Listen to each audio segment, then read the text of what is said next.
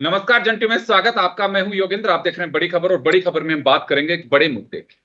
मुद्दा है 300 अनुच्छेद 370।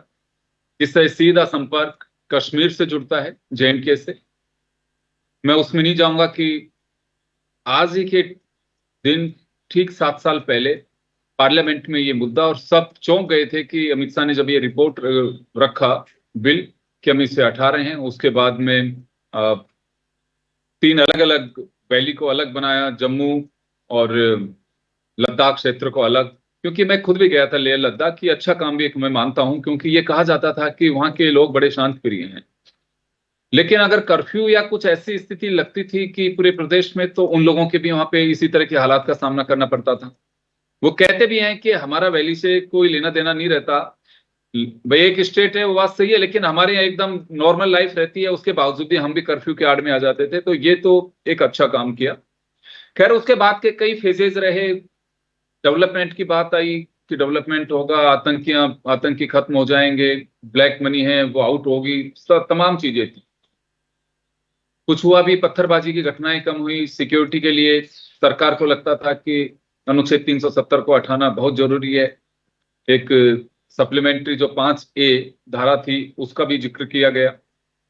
लेकिन कितना 7 साल में स्थितियां बदली, कितना वहां डेवलपमेंट हुआ। क्योंकि टूरिज्म में अगर कुछ राज्य जो टिके हुए हैं, जिनकी इकोनॉमी उसी पे डिपेंड करती है, उसमें जम्मू कश्मीर भी प्रमुख राज्यों में से एक है। वहां सबसे बड़ा काम ही ये है। दूसरा फ्रूट्स का काम है। अ, ये उनकी आजीविका का सबसे बड़ा काम है। लेकिन पाकिस्तान हमेशा से वहां नफरत के बीज बोने की हमेशा से कोशिश कोशिश की। वर्तमान सरकार को लगा कि ये इससे दूर करने के लिए ये कदम उठाना बहुत जरूरी है। कई तरह की प्रतिक्रिया आई कि किसी ने अप्रिशिएट किया कि हाँ, 370 को हटाना बहुत जरूरी था। किसी ने कहा कि ये गैर जरूरी था, इसके बाद में क्या शांति बहाली हो जाएगी, क्या आतंकी घटनाएं रुक जाएंगी, क्या डेवलपमेंट होगा। कई तरह के सवाल भी आए कि अपने दोस्तों को वहां घुसाने के लिए, जमीनें देने के लिए। और कई माशाल्लाह ने तो कई चीजें कह दी, विवाहों से भी जोड़ दिया कि अब तो शादियां भी वहां कर सकते हैं, बहुत सारी बातें। खैर एनीवे, हमारे साथ लेफ्टिनेंट जनरल एसपीएस कटेवा साहब हैं, पूर्व आईपीएस अधिकारी और आईबी के एडिशनल डायरेक्टर। केसी मीना साहब हैं, वरिष्ठ पत्रकार राजीव जैन साहब हमारे साथ में हैं। केसी मीना साहब बहुत बारीकी से आईबी की पूरी चीजें वहां, क्योंकि बड़ा एक वहां पूरे देश में अगर देखें तो कुछ जगह के अलावा additional director Jammu and Kashmir में भी एक पोस्ट बनाई, बहुत ही महत्वपूर्ण एरिया है वो। जनरल साहब ने अपनी लाइफ के बड़े ही महत्वपूर्ण समय को वहां पे सर्विस की उन्होंने। राजीव जैन साहब बहुत बारीकी से इसको जानते हैं। सभी का स्वागत है। मैं जनरल साहब आपके पास में आना चाहूंगा, क्योंकि कश्मीर जाने की हिंदुस्तान में हर युवक, युवती या इंसान, उसकी इच्छा होती है कि जाए। कहा जाता है कि धरती पे कहीं स्वर्ग है तो वो श्रीनगर में है, आपको एक बार वैली में जरूर जाके आना चाहिए। मैं भी गया, बाई रोड गया, और वहां के वाकई लगता भी है कि हाँ, हिंदुस्तान में दुनिया में जाने से बेहतर है कि हम हिंदुस्तान में बहुत सारी चीजें देखते हैं। तो सर, 19 से 26 तक का सफर, 7 साल का सफर, जिसमें ये अनुच्छेद को रिमूव किया वहां से, कितना बदलाव देख रहे हैं, कितना अंतर देख रहे हैं? क्योंकि आप सर्विस से आने के बाद, रिटायरमेंट के बाद में ये परिस्थितियां बनी कि वहां से अनुच्छेद, लेकिन वैली को आपने बहुत अच्छे से देखा है, उसके इंटीरियर को आपने देखा है, लेह लद्दाख के पूरे एरिया को आपने नापा है, तो बहुत सारी ऐसी जगह जगह देखी हैं। आज भी आप, क्योंकि जिस एरिया में आदमी जॉब करता है, रहता है, सिक्योरिटी पर्पज से भी आपका काफी अध्ययन भी रहा। तो कहाँ देखते हैं सर, कितना बदलाव आया, क्या इम्प्रूव देख रहे हैं आप उसमें? देखिए योगेंद्र जी, मैं जहां तक कश्मीर वैली के अंदर खासतौर से जेएनके की जब बात करते हैं, तो कश्मीर जो एक डिस्टर्ब्ड एरिया है, कश्मीर वैली, वही उसको मैं जब मैं यंग ऑफिसर था, कैप्टन था, तब देखा है। इतनी वहां कोई किसी तरह की कोई प्रॉब्लम नहीं थी, कोई वहां लड़ाई झगड़ा नहीं था। इतना टूरिज्म वहां फ्लोरिश करता था, फॉरेन के टूरिस्ट आते थे, इंडिया के टूरिस्ट आराम से जाके दुनिया हनीमून वहां करने मनाने जाती थी। पिक्चरों, कितनी सारी हिंदुस्तान की पिक्चरें बनती थी।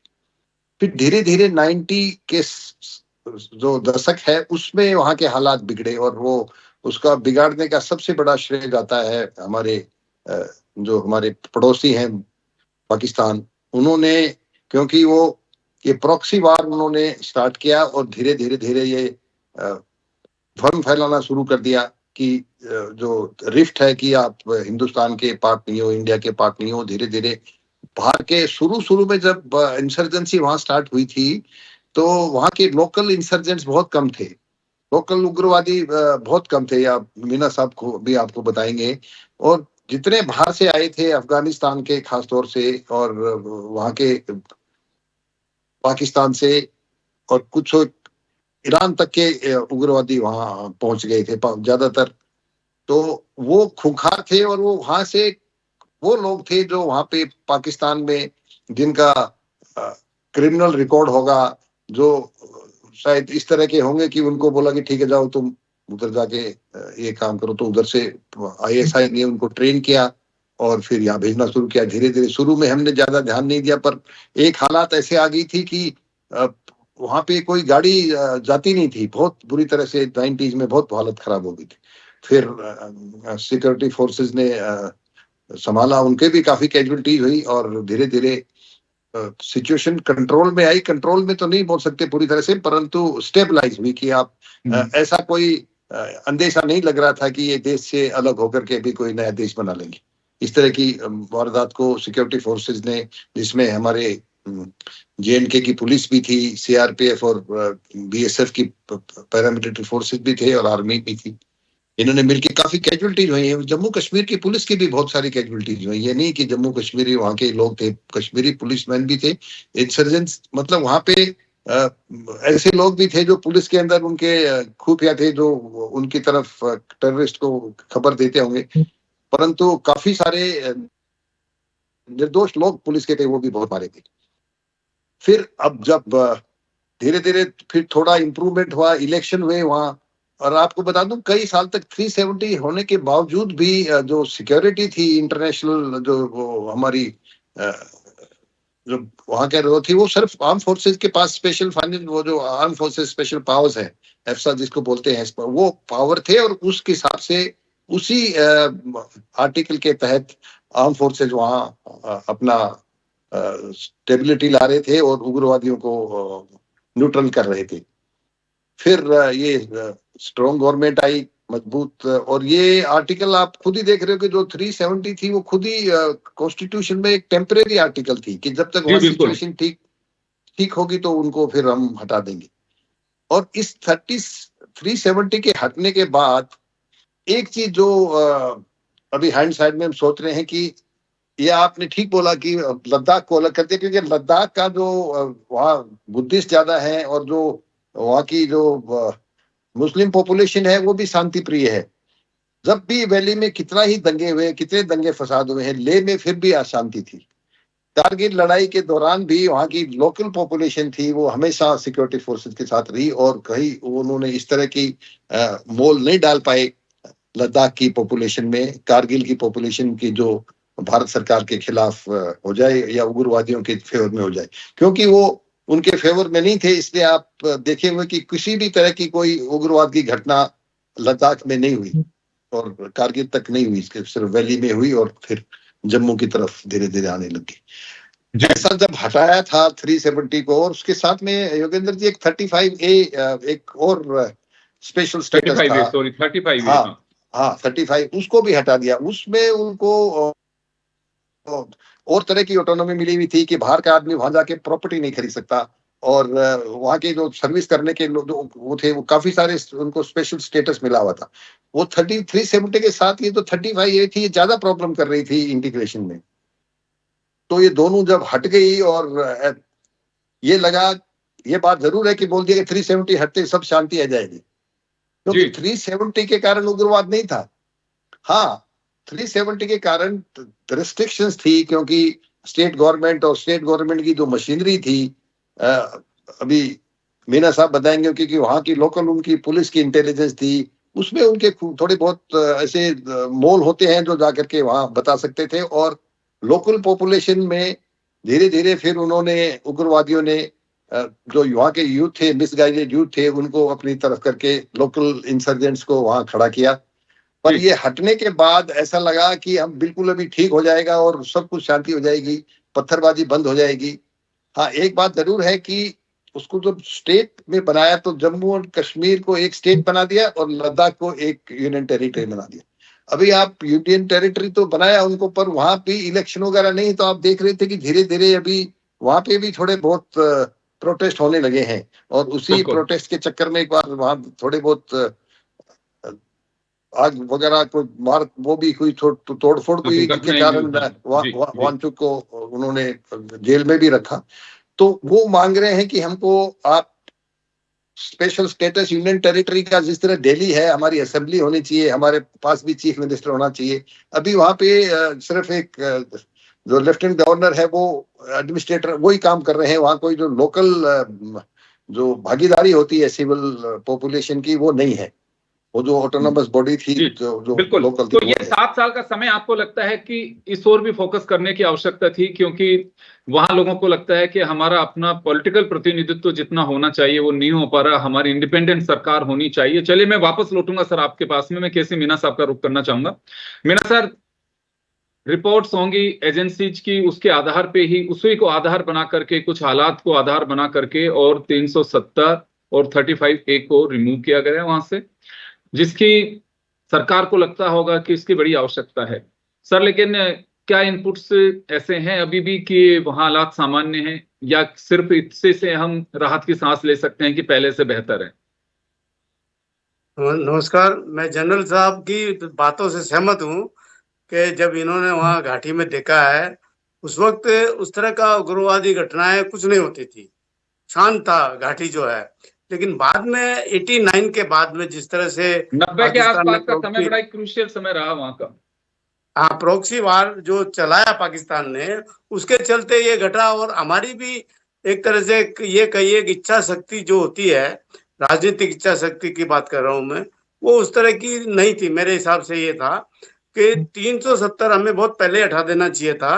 370 जो 5 अगस्त 2019 को हटाया, और 7 साल हो गए। इस 7 साल में देखिए इम्प्रूवमेंट, ऐसा नहीं है कि आतंकवाद बिल्कुल खत्म हो गया, लेकिन भारी कमी आई है घटनाओं में। सबसे ज्यादा कमी आई है आपकी जो ऑर्गेनाइज्ड बंद होता था, ऑर्गेनाइज्ड पत्थरबाजी होती थी, उसमें एकदम एक तरह से जीरो हो गया है वो। लेकिन आतंकवादी जो घटना है उनमें भी आपका 2022 से लेकर के 2026 तक, अब मतलब अगस्त तक, आपका 77% आतंकवादी घटनाएं कम हुई है। तो ये कितना बड़ा वो है। अभी आप देखिए टूरिज्म में कितना प्रोत्साहन बढ़ा है, टूरिज्म कितना बढ़ रहा है। और पहलगाम की घटना छोड़ दें, अभी रिसेंटली हाल ही में जो है प्रवासी श्रमिकों की हत्याएं छोड़ दें, तो बहुत कंट्रोल में आया है। अच्छा, ये बीच बीच में जो आवाजें उठती हैं कि भाई इसको पूर्ण राज्य का दर्जा दिया जाए, मैं व्यक्तिगत रूप से पूर्ण राज्य के दर्जे के खिलाफ हूँ जम्मू कश्मीर के में। कारण क्या है कि ये कुछ चीजें हैं, आप देखिए कितना बड़ा बॉर्डर है पाकिस्तान के साथ में। तो कुछ समस्या ऐसी है कि जिनको ये जो यूनियन टेरिटरी जो अभी बनाया हुआ है, यूनियन टेरिटरी रखा जाना चाहिए। कुछ पावर आप ज्यादा दे सकते हैं, लेकिन आपकी लॉ एंड ऑर्डर है, पुलिस है, ये तो आपको यूनियन टेरिटरी के पुलिस तो अभी तहत भी, सेंटर के पुलिस तो पास ही सर अभी रखना भी, जरूरी है। पुलिस तो अभी भी गवर्नमेंट के पास ही है, वहां की स्टेट गवर्नमेंट जो है, पुलिस तो उसी के पास में है। नहीं, अभी तो है, लेकिन चूंकि डिमांड हो रही है ना पूर्ण राज्य का, पूर्ण राज्य का मतलब आप समझते हैं कि फिर तो उसमें जी पुलिस जी। कानून व्यवस्था जो लेकिन सर डील यहाँ पे करने एक की सवाल होगी हो रहा उनके है। पास चली जाएगी। जी जी जी। तो चलिए, आपका कहना है कि तो बॉर्डर एरियाज में जो है, हमारे कई राज्य पाकिस्तान से लगते हुए हैं, चाइना से भी लगते हुए हैं, तो वहां सिचुएशन ऐसे कर देनी चाहिए कि गवर्नमेंट का, केंद्र सरकार का पूरा दखल रहे वहां पे। नहीं, अब जैसे वैसे तो पूरे अरुणाचल में, देश में दखल है, लेकिन एक अरुणाचल इंटरनल सिक्योरिटी वहां गवर्नर को इतना पावरफुल बना दिया जाए, ये कहने का मतलब है जो चुनी सरकार है देखिए वो उसके चाइना के अधीन साथ रहे। प्रॉब्लम है, लेकिन आपकी आपका इसके साथ पाकिस्तान के साथ तो ज्यादा हो रहा है ना। अब आप देखिए यासीन मलिक, खूंखार आतंकवादी, उसको पहले जो है उस तरह से फ्री हैंड छोड़ा जा रहा था, उससे बातें की जा रही थी, जबकि उसने एयरफोर्स के अधिकारियों को मारा, जवानों को मारा। सरला भट्ट जो एक प्रोमिनेंट नर्स थी, उसको मारा। और उससे हम बातचीत कर रहे थे, ये कर रहे थे। तो इस तरह के इन लोगों के साथ इस तरह का बर्ताव ठीक नहीं है। अब आप देखिए उसके बाद जब से ये हुआ है, धारा 377 हटी है, इन लोगों के खिलाफ 70, हाँ 370। कठोर एक्शन लिए गए हैं। और उसमें जो है स्थिति बहुत कंट्रोल आई है। अभी मैं हमें सर वही कह रहा लगातार हूँ, मैं काम वही करने की जरूरत है, मीना ऐसा साहब नहीं है मीना कि ये साहब मीना खत्म हो गई है साहब समस्या। मीना साहब मैं वही जानना जी चाह रहा हूं कि फिलहाल हम ये कह सकते हैं कि वहां सुकून है, या ये कह सकते हैं कि पहले से बेहतर हालात हैं, उसी से हमें सब्र करनी होगी, क्या कहें इसे?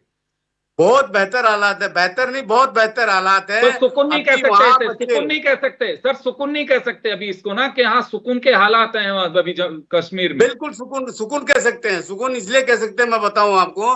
वहां बच्चे आजकल लाल चौक में बैठ करके कॉफी पीते हैं, बातचीत करते हैं। उनके पेरेंट्स सर वो तो अपने मैं भी कैरियर के रात बारे को, में बात करते हैं, मैं बच्चों के सर कैरियर के साढ़े बारे में बात ग्यारह करते बजे, हैं। मैं रात को बाई रोड रात को 11:30 बजे बेबाक तरीके, मैंने किसी सीनियर ऑफिसर से पूछा कि सर मुझे कश्मीर जाना है, कि वीआईपी बनोगे तो खतरे हैं, आम अगर टूरिस्ट की तरह जाओगे तो कोई दिक्कत वाली बात नहीं है। हम रात को 11:30 बजे कश्मीर में पहुंचे, हमारे होटल में गए, बड़े आराम से रहे हम। जी लेक के पास में हमारा जो शिकारा ये लोग लेते हैं, देते हैं किराए पे, उसमें रात को रुके बच्चों के साथ में।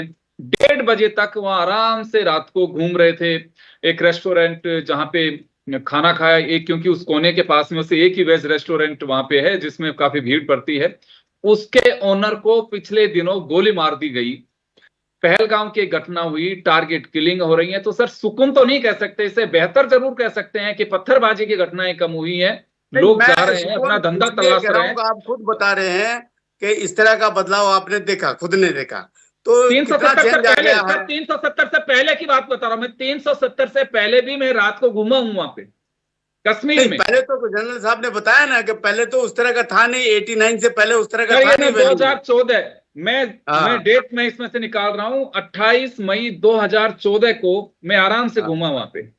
मैं चले राजीव जी आपके पास में आना चाहूंगा, मैं आपसे भी जानना चाहूंगा कि 370 से बदलाव बहुत सारी चीजें थी, सरकार को लगा, क्योंकि देखिए जवाबदेही सरकार क्या, सरकार से सवाल पूछ रहे हैं, बेहतर होता है तो उसका क्रेडिट भी सरकार को जाना चाहिए, और कुछ गड़बड़ होती है तो उसका खामियाजा भी सरकार को ही उठाना पड़ता है।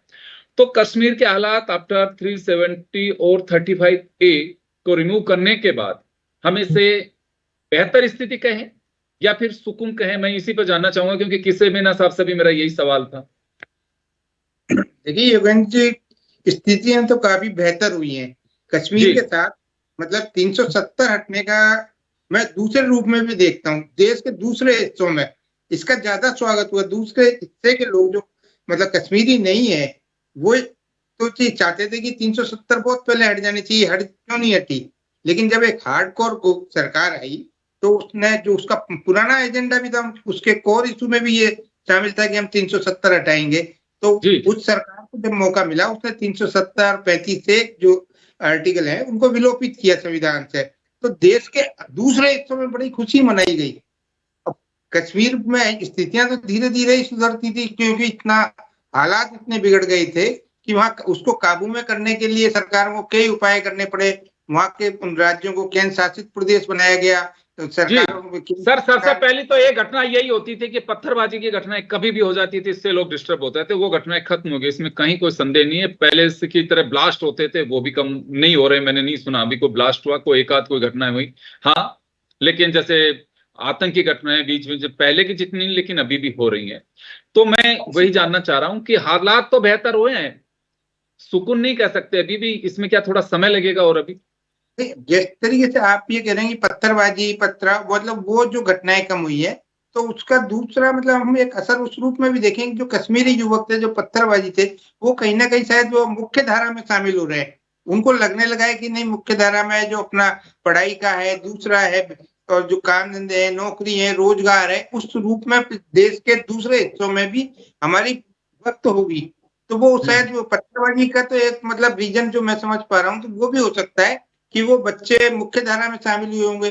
पहले वो बरगला लिए जाते थे, उनको कुछ धनराशियां उपलब्ध कराई जाती थी, पत्थर फेंकने, जो भी एक घटनाक्रम था।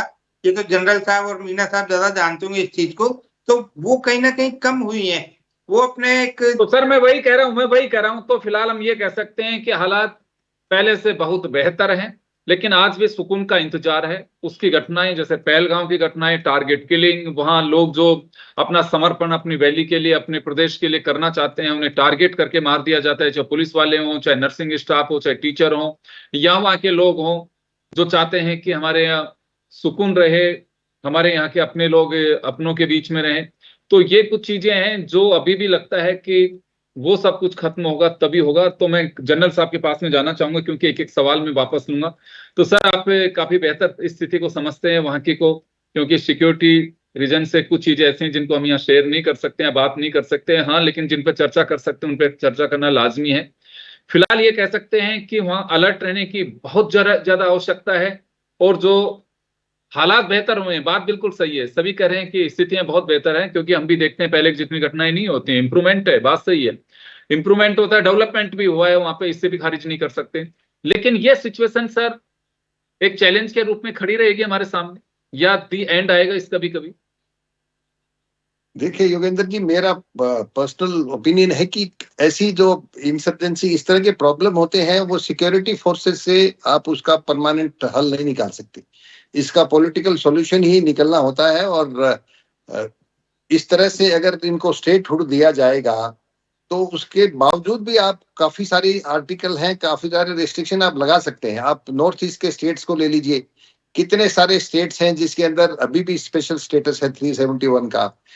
जैसे आप मिजोरम में आप जा नहीं सकते, इनर लाइन परमिट आपको लेना पड़ेगा वहां विजिट करने के लिए। इसी तरह से नागालैंड के और उनके अरुणाचल के उनके स्पेशल जो कल्चरल स्टेटस, अरुणाचल प्रदेश में भी लेना होता है सर। हाँ, और वहां पे आप जमीन नहीं ले सकते, वहां की उनकी जमीन नहीं ले सकते। इसी तरह से महाराष्ट्र में भी कई जगह, सब जगह स्टेट्स के ऊपर सिक्किम के भी एक पर्टिकुलर एरिया नाथुला और ये सब, वहां भी जाने के लिए आपको परमिट की आवश्यकता पड़ेगी। परमिट सिक्किम में है, सिक्किम में भी ये स्पेशल स्टेटस 371 जो आर्टिकल है उसका ए से लेके जी तक सब सेक्शन है, वो अलग अलग राज्य के लिए। तो इस तरह का कोई स्पेशल स्टेटस ना तो लद्दाख को दिया और ना जम्मू एंड कश्मीर को दिया। 370 हटाने के बाद कि वहां जाके दुनिया जमीन खरीदेगी, वो बातें नहीं हुई, कोई नहीं गया वहां। वो वहां पे चाहे आप सारे हालात ठीक हो गए, पर वहां जाकर के कोई जमीन खरीद करके घर बनाएगा, वो हालात अभी नहीं है। कोई इतनी तरह की फ्रीडम लोगों को, एक तो जाना भी नहीं चाहते। दूसरी बात क्या थी कि जो सिक्योरिटी फोर्सेस के जो हमने एक बनाई है बॉर्डर फेंसिंग से योगेंद्र जी काफी, एक तो इन्फिल्ट्रेशन काफी रुका है, और जो फॉरेन एड आती थी, फॉरेन फंडिंग होती थी, उसमें काफी कमी आई है। और क्योंकि फॉरेन फंडिंग नहीं, आपको बताऊं, जो पत्थर फेंकने वाले थे वो सब पेड, उनको सबको पैसा दिया जाता था। वो नहीं थे कि वो कोई कन्विंस थे कि हम पत्थर मारेंगे। तो इस तरह की जो ये ऑर्गेनाइज्ड, जहां भी आप यहाँ भी देख लो, जब भी कोई पॉलिटिकल मीटिंग होती है, जब दुनिया भर के आदमी इकट्ठे करते हैं तो सबको कोई गाड़ियों में भर के लाते हैं। तो इस तरह से वो जो पत्थर फेंकने वाले थे उनको भी कोई ना कोई मॉनेटरी इंसेंटिव मिलता था, इसलिए वो इस तरह का कार्रवाई करते थे जी। लेकिन उस समय तो उन्हें उपद्रव करने के लिए मिलता था, जैसे अब राजीव जी कह रहे हैं कि लेकिन अब उन हाथों को रोजगार मिल गया है, ये भी एक बड़ा कारण है कि हाँ, नहीं, रोजगार मिल गया। दूसरा, मीना साहब ने जो बताया कि अभी क्योंकि ये सेंटर के नीचे डायरेक्ट है, तो अभी जो स्टेट गवर्नमेंट के जो नौकर हैं वहां पे, जो चाहे टीचर हो, चाहे क्लर्क हो, चाहे दूसरे कोई स्टेट गवर्नमेंट के ऑफिसर हो, इंजीनियरिंग में हो, वाटर वर्क्स में हो, इन सब का अगर इस तरह है कि ये मिले हुए हैं और ये हमारी बातें टेररिस्ट को बताते हैं या उनके सिंपैथाइजर हैं, तो उनकी नौकरी टर्मिनेट करने में 2 दिन लगते हैं, क्योंकि लेफ्टिनेंट गवर्नर के पास फाइल जाती है, फट से उसको रिमूव कर देते हैं। ये बातें उस टाइम नहीं हो पाती थी जब उनकी स्टेट गवर्नमेंट थी। परंतु क्योंकि हमारी सरकार ने ये प्रॉमिस किया है कि हम इनको राज्य का दर्जा देंगे, और बहुत बड़ा राज्य है जी, और सारी की सारी मशीनरी वही जम्मू कश्मीर की पुलिस पहले भी थी, जब 370 था तब भी थी। आप जम्मू कश्मीर के पुलिस ने काफी सारी इंसर्जेंसी की उलझने और जो उनके कष्ट है वो काफी झेले हैं उन्होंने भी। आप अगर लिस्ट निकालोगे कि कितने लोग शहीद हुए जम्मू कश्मीर के, काफी ज्यादा नंबर मिलेगा आपको। तो ये लॉन्ग रन में अगर उनको बात करके और इसको स्टेटहुड दिया जाए, और स्टेटहुड के बावजूद भी, अगर 370 के बावजूद भी, योगेंद्र जी, हमने कितनी बार, कितने साल तक लगातार वहां गवर्नर रूल रखा। हमने 51, 52, 53 में जब ऐसी बात आई कि देश के खिलाफ जा रही, तो हमने शेख अब्दुल्ला को पकड़ करके सरकार ने उनको जेल में डाल दिया। और कितने सारी सरकार इलेक्टेड गवर्नमेंट को डिसमिस करके गवर्नर रूल लगाए, कितने कई साल तक वहां इलेक्शन नहीं हुए। बिल्कुल सर, वो क्योंकि देश हित में वहाँ की परिस्थितियां थोड़ी अलग है, क्योंकि पाकिस्तान ने हमेशा से वहां अपना दखल करने की कोशिश की है, और आतंक के जो परोसा जा रहा है वो भी उसी की तरफ से। कई बार इस बात की डोजियर भी दी गई, लेकिन वो हमेशा अंतर्राष्ट्रीय उस पर खारिज करता है, नहीं कश्मीर में हमारी तरफ से कोई दहशत नहीं फैलाई जा रही है, वहां के लोगों के राइट्स है उनको। एक जो सबसे बड़ा फायदा हुआ वहां के लोगों को, वो जब 370 हटने के बाद वहां पर जो रिजर्वेशन था जो बैकवर्ड क्लासेस के लिए, शेड्यूल्ड कास्ट के लिए, बिल्कुल वो बहुत बड़ी बात थी, वो बहुत बड़ी बात है। तो गरीबों को जो सब चीजें मिलनी थी और जो सेंट्रल गवर्नमेंट की स्कीम्स थी जी, वो सारी वहां लागू हो गई, और उससे लोगों को बहुत उस फायदा। जाति से उस काम से उन्हें बाहर ही नहीं आने दिया, अब उनके लिए रास्ते खुले हैं। बिल्कुल, मैं समय कम है सर, मैं केसी मीना साहब का रुख करना चाहूंगा सर, इसमें कोई डाउट नहीं है, क्योंकि मैंने पहले भी कहा कि सरकार ने एक्सरसाइज की होगी, और राजीव जी ने जैसे कहा, और पब्लिक डोमेन में भी ये बात है कि बीजेपी का एक एजेंडा, राम मंदिर, धारा 370, कश्मीर का मुद्दा, ये बड़े महत्वपूर्ण मुद्दे थे, और उसमें कोई हिडन एजेंडे में नहीं था। उनके अपने मैनिफेस्टो में ये जब स्थापना हुई 1980 में बीजेपी की, जनसंघ के वक्त से ही ये सिलसिला चला आ रहा था, और ये अगर पूरा नहीं करते तो बीजेपी को भी एक मलाल रहता, और एक सवाल हमेशा खड़े रहते कि 370 का क्या हुआ। तो केसी मीना साहब, आपके पास में आना चाहूंगा, अभी आप क्या देखते हैं कि हमें क्या कुछ सावधानी की आवश्यकता है वहां पे, या कुछ करने की आवश्यकता है वहां पे, थोड़ा वेट करना चाहिए? देखिए, मैं ये कहना चाहता हूँ, जनरल साहब से भी सहमत हूँ, मैं जैन साहब से भी सहमत हूँ कि वहां पे हमें, जैसा आपने बताया, सुकून, पूर्ण रूप से सुकून नहीं है, लेकिन सुकून की तरफ तो कुछ प्रोग्रेस हुई है। अच्छा, उसमें आपको पूर्ण रूप से सुकून हमें मिले, उसके लिए लगातार हमें कार्य करना है, तो ये एक चुनौती है।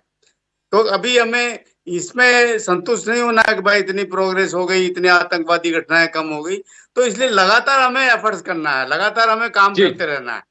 जी, चलिए, मैं एक राजीव जी 30 सेकंड आपके पास में आना चाहूंगा। इसमें कोई डाउट नहीं है कि देखिए सड़कें वहां बहुत अच्छी बनी है, लोगों में भरोसा भी पैदा हुआ है, जो रिजर्वेशन की बात कर रहे हैं वो भी, महिलाओं के अधिकार का मैटर जो था वो, बहुत सारी चीजें बदली हैं, बहुत इक्वलिटी आई है वहां पे, ये बात तो सही है।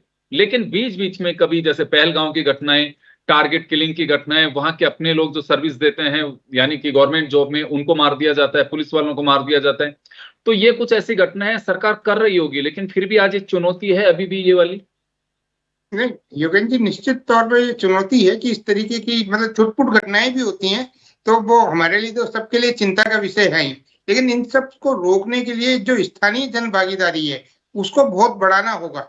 सरकारों को मतलब कहीं ना कहीं प्रयास करना होगा कि स्थानीय लोगों का विश्वास जीतें, उनको धारा में लाने का जो जितने भी उपाय हो सकते हो वो होने चाहिए। जी जी, बिल्कुल आपने सही कहा, क्योंकि इसी के तहत एक सद्भावना कार्यक्रम भी सेना का जो चलता है, वो एक भरोसे की बात होती है। और मैं खुद जाकर के सद्भावना विलेजेस में जाके आया, वहां लोगों का कहना भी था कि सेना हमारी ऐसी मित्र है कि गवर्नमेंट से पहले इनके लोग हमारे पास में पहुंच जाते हैं। तो जो भरोसे की आप बात कर रहे हैं, निश्चित रूप से यहाँ उन्हें इस बात को समझाने की आवश्यकता है, क्योंकि अभी भी ऐसे कुछ स्लीपर सेल्स या दरिंदे अभी भी मौजूद होंगे जो इस तरह के एलिमेंट्स को सपोर्ट करते हैं।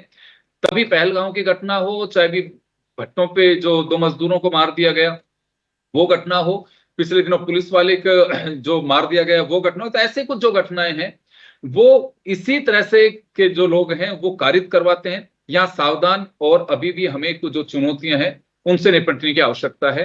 तभी जो वैली है निश्चित रूप से हमारा सिर है, और उसमें सुकून आज नहीं तो कल जरूर आएगा, लेकिन हालात बेहतर हो सकते हैं, लेकिन अभी भी सुकून के लिए हमें चुनौतियों का सामना करना पड़ेगा। सभी का बहुत बहुत शुक्रिया।